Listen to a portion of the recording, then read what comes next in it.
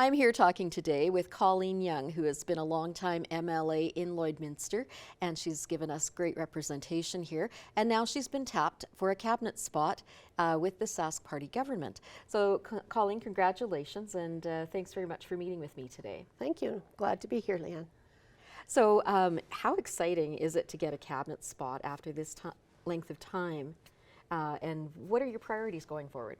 Well, it's interesting. You do get tapped by the Premier, and there's a good process to go through, but at the same time, it's an honor and very humbling when you're asked to be a member of Cabinet. And it happened really quick and really fast on our last day of session, as a matter of fact, in the House. And I was asked that afternoon by the Premier if I would be interested in serving as the Minister of Advanced Education.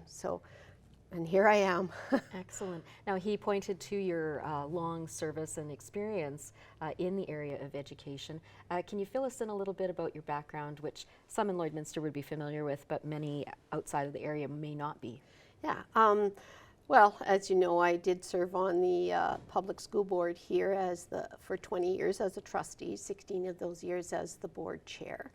And during the time prior to that, and even during that time, I also was a representative on the Saskatchewan Association of School Community Councils as a representative on the University of Saskatchewan Senate. So I've had and attended the University of Saskatchewan myself in the Department of Education. So, and then having all 8 of my children attend the University of Saskatchewan, I've had opportunity to work with some of those people that work at the university and be involved in some of the committees that were there as well. So. Right. So with Gord Wyant stepping aside as the Advanced Education Minister, as you mentioned, it happened fairly quickly. Is there anything that he left undone that maybe you have to prioritize going forward, or do you get to set your own, agenda going forward?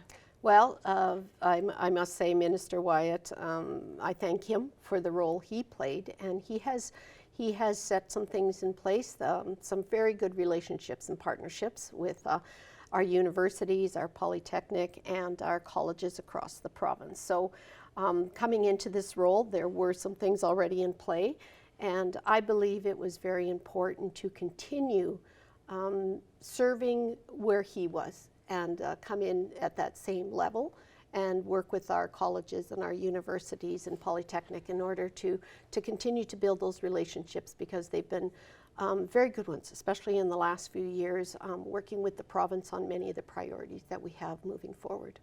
Are there some specific challenges that you see ahead, or is it fairly smooth sailing in that portfolio? No, there are some challenges. Right now I am busy attending many of the convocations across this province. It's that time of the year, very busy. I've already done 2 sittings at Polytechnic in Saskatoon. I attended Lakeland College this morning.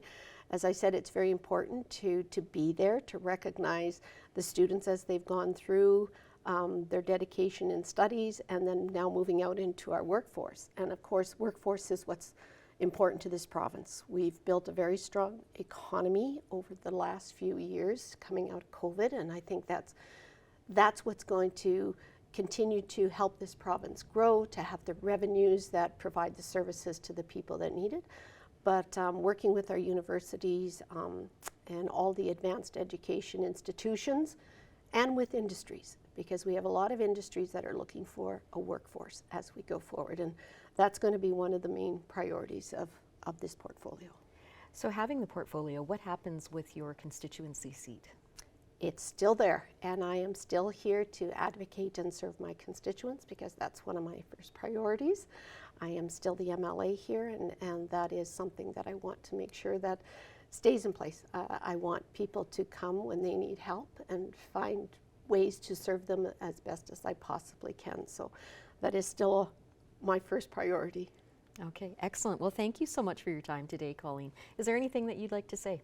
No, I just think that, in this role, it's going to be very interesting, because advanced education also has to work with our new Health Human Resources Action Plan, our trade and export with the economy the way it's growing as fast as it is.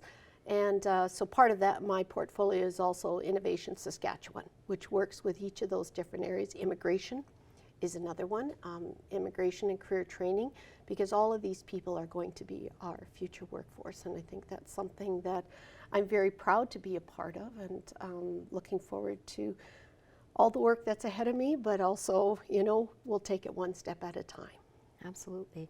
Well, and just the sheer amount of information I'm sure you're getting inundated with. You mentioned being handed over some big binders and having to get caught up on some of the things within the ministry. Absolutely. I mean, there were, as I said, some meetings already in place, and I've already worked my way through some of those, and there's a lot more to come. I have a very busy week next week again, and I'm going from all the way down to Weyburn and Southeast College to Northlands College in La Ronge to attend their convocations as well. So I'm going to be on the road a lot for the next week here or so, but once we get through that, there are some priorities that I know need attending to in advanced ed, and looking forward to those. Okay, excellent. Well, thanks again for your time today, and thanks for coming in to speak with me. Well, thank you for the opportunity. I most certainly do appreciate it.